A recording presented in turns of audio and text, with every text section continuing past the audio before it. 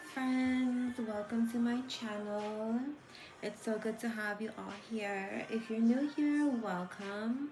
I'm Jen. I go by Jen, Jenny. Don't ask me about my real name because I really hate my real name. I know some of you have been here with me for like so many years, probably since I have been 18. I'm 27 now. So this little video is kind of a backstory, and to be very straightforward and honest, I just want to talk about things, upload these things in somehow, some way. My hope is that Edgar just sees these and can understand me in a different way, because honestly, I don't open up. I have never, I don't open up, so why would I open up to my younger siblings? And not just that, I just hope that whatever I say on these videos can be used by somebody so that they do not make the same mistakes that I did. Listen to whatever I have to say, because I've been through some bullshit, for what? For no reason. So I really hope that nobody has to go through the same bullshit, because nobody deserves that. As well, tomorrow is the 31st, and I'm at the point in my life where I cannot care any longer to hold these things within me, because it's really tearing me up inside. Tearing me up. I grew up in Eugene, Oregon. I know a lot of people don't know what I just said. I'm from Eugene, Oregon. Eugene, Oregon is a little city in the state of Oregon. Oregon is in the middle of California and Washington. I believe right next to us is Idaho. But we have one of the most beautiful coasts in the United States. Gorgeous. I do have an accent. I do not know what type of accent I have. The first language I ever spoke was Spanish. My teachers taught me English when I went to school. I had to go to some special programs so they could work with me and everything like that, and work with my parents, obviously. The elementary school I went to no longer exists. They made it into something else. I guess they actually made it into that program that helped me learn English and got me the head start that I needed, because yeah. For middle school, I was the last class of the 6th grade, so I graduated 6th grade, and then they made it into something else. Here in Oregon, it is indigenous land, so that middle school, they actually made it into a school that only children from tribes can attend. So there's certain requirements that everybody has to meet to be able to go to that school now. For high school, I went to the same one for the whole 5 years, whatever years. I went to a different high school when I was living with my dad before he kicked me out of his house. Life in this part of the world growing up was boring, super boring, super lame, especially for a teenager. As a kid, I would just watch TV, play with my Barbies, play with my toys. I had all these toys, but no friends. I have family, but everybody always had to come to my house, or somebody had to take me to their house. It was just this whole thing. So I was alone a lot. I was an only child until Edgar was born, and we have a pretty big age gap. And I had a lot of issues growing up because of what I was going through at home. Whatever I was going through at home was really hard for me to understand as a child. A child. I'm this little kid, running around trying to do whatever I want to do. And I have a lot of these crazy things going on. And because of what I was going through at home, my teachers didn't understand why I was the way I was. A lot of kids thought I had weird things going on because I was so quiet. They thought I was shy, but I know I have friends. I can make friends, but the friends that I did have, they knew what was going on, and they were oh, well, dang, that's fucked up. People always are going to be in my heart. As I got older, it kind of got harder for me to make friends and keep friends because things just got so much worse at home. And there's so many things I'm never going to remember, but I do get flashbacks. I have dreams about certain things. So let's talk about what I do remember. I remember when I was going to stop being an only child. My mom, she had this boyfriend. I hated her boyfriend. I hated him. I hated him for like everything that he was like. Ugh. Anyways, so since that was going on in my head, like by default, like I hated my brother, hated him. Like I would like pop up next to my mom's belly, like telling him, I hate you. I hate you. I hate that you're coming. Like, can you please go somewhere else? And like I would feel him. Like I would feel him like being like, you're stuck with me. You're gonna have to, you know, it is what it is. And then like I remember he was born, and like whatever like hatred that I had towards his dad and towards my new baby brother, it was just gone. Like the wind. And he was such a good baby, for real. Like he was just sad all the time. Like he would cry every day. He was just sad. Like nothing was happening to him. He was just sad. And I remember there was like this one trip we took out to a cabin in the woods, because like I have an aunt, my dad's girlfriend, like they're together now. Like she has this cabin in the woods, and my aunt and my dad's girlfriend, like they were dating at the time, so like she would take us out to this like log cabin, and like a couple of them other my cousins came with us. And I remember that whole trip he just was so happy. He was not crying, nothing. I've never seen him so happy. I never understood why. I haven't spoken to him for a long time now, and you know that it's his decision. That's fine. I am making these videos because it's hard. It's hard to just... And then when Danny was born, like Danny is a fireball. Like he was crazy. He was a crazy baby. Like not bad. Like he was a very active baby. You know, he was bilingual. He was speaking English and Spanish at one, like talking sentences, telling us what he wanted, what he did not want. He was like healthy. Like when my mom was pregnant with him, he was like tangled up in the umbilical cord, and she had an appointment that day, like when he was like going through that in her stomach. And like, you know, they got her in a C-section that same day, so like he came out all right. And despite like everything that he went through, when, you know, when he was like being delivered, he's healthy. He was such a healthy baby. He's such a healthy kid. Like he's literally just raising himself the best that he can. And he's such a good kid. I am the oldest sister of 3 boys. So Edgar and Danny and we all have different dads with the same mom. And then my other brother, he's the youngest. He's my dad's kid. And I don't have any type of relationship with him.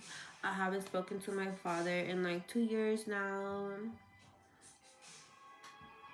Okay. So my family dynamics are all over the place, but I guess that's pretty cool. I have a huge family. It's no way like some dynamics are not gonna be like off. My grandmother, she had 10 children. She had 5 boys, 5 girls. I'm talking about my mom's mom. Like I don't know my dad's family at all. Like I don't know his parents. I asked my dad about his parents. He literally gets upset.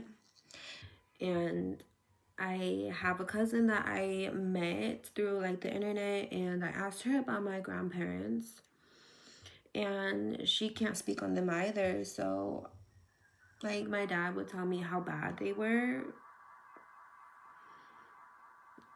and I guess they were pretty bad. I guess some pictures would be nice at least. I don't know. I have letters from my grandma, my dad's mom, but it's kind of hard to read them because, you know, like it's actually a miracle that my grandma, that my mom, that my dad's mom can write. Honestly. So both of my parents are from Mexico. My dad is from the coast, just as my mom is, but they're from two different coasts. So like two complete sides of Mexico, two complete different sides of Mexico they grew up on. So these are two completely different people that came together to have me. Now let me tell you the story about that. So when my mom came to the United States, she was a very young woman, gorgeous young woman. She had two brothers over here that she came to be with, and you know they had an apartment. And my uncles, they're married men, so of course they got the bedroom, and they had my mom in the living room. So I guess my uncle kicked my mom out of the apartment because his wife had some issues with my mom. And you know, my mom's out. I guess her boyfriend at the time was my dad, and like, you know, he had her in his apartment because like he lived in the one right behind them. And you know, they had the little thing going on, and I guess at that time is when I was conceived. When my mom told me that my uncle did that to her, I was like, oh no, no, no. Disgusting. Puke in my mouth. Disgusting. How could you do that to a young woman? Theo, how could you do that to a young woman? And Thea, I know you don't like me. So if you're watching this, move around. Move around. Always gonna be bad people in my book. Cause you know how hard my life was. You know how bad my mom had it. And now let's talk about that. So I always had food in the fridge. Electricity was always on. You know, in Oregon you gotta have the heat on. Stay warm. I was never freezing. Always had jackets. Always had clean clothes. Always had access to warm water. You know, we was good. My mom was always working. My dad was always there. And even when my mom had all these other kids, like my dad was still there. My brother's dads were never there. They completely abandoned my mom.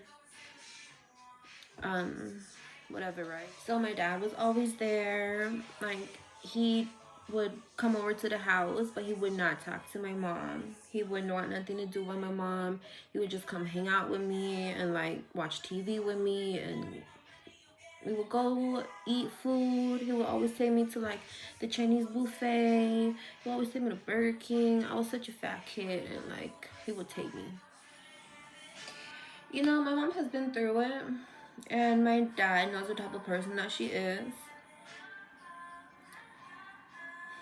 And it was really hard to understand why my dad would not want to be with my mom.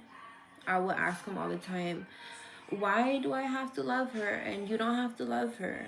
Why can she do all this shit to me and why can't you take me away? It was always just like, why? I want y'all together. Why ain't y'all together? Like, I'm here living at the house with my mom. Come live with us. Like, I love my mom. Why can't you love her? I don't ever remember him having anything to say about that. I just knew I couldn't go live with him because he had male roommates. He had a shared apartment, one bathroom, that type of situation. And when I finally could go live with him is when he got together with my mom's cousin. And like, she has a bunch of property, and like, you know, they have this house that they were living at the time, and like, I guess I finally convinced him to let me move in. And I was just, I don't know what I was going through, but he like did not approve. His girlfriend told him to kick me out, put all my things in trash bags, and literally took it to my mom's house, and it just went off. So now that I'm 27 years old, I can finally accept the fact that I was not loved. I was not taken care of. Like, yeah, I had all my basic necessities, but the amount of trauma that I had to endure, experience, It's unacceptable. I think it's unacceptable. I'm gonna say it's unacceptable because I have a child now. And my eyes have opened up in a way that I'm surprised that they can even open up to see that much. Growing up, I was verbally abused every day at home. School was a place of peace for me. I would go, I would learn, my teachers would teach me. All I had at home to learn was a TV, like for real, like my toys, my TV, and then it's just like, you're nothing, you're worthless, you ruined my life. My life would have been so much better without you.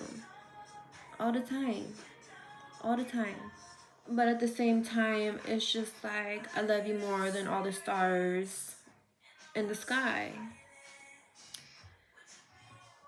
And the main thing I remember all the time was being told, I love you when you behave. I love you when you do this.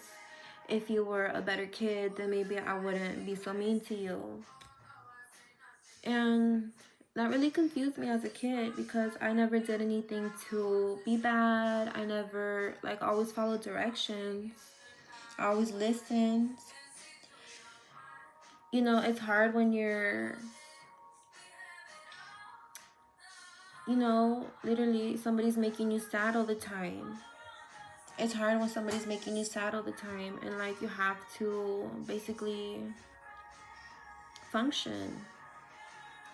She was always yelling all the time. All the time. And you feel me? Like she's the type of person to be like, I'm like this because my parents were like this. My dad was the type of person to be like, my parents were terrible people and I'm never gonna be like that with you. And like, my dad might have kicked me out, you know, when I was going through some stuff. My dad might never call me or like act like I don't exist, but he never acted the way my mom did. You know? So since my mom has such a big family, one of my aunts was living with us for a large part of my life. A large part of my life. I call her mom. So there's 2 women in my life that I call mom.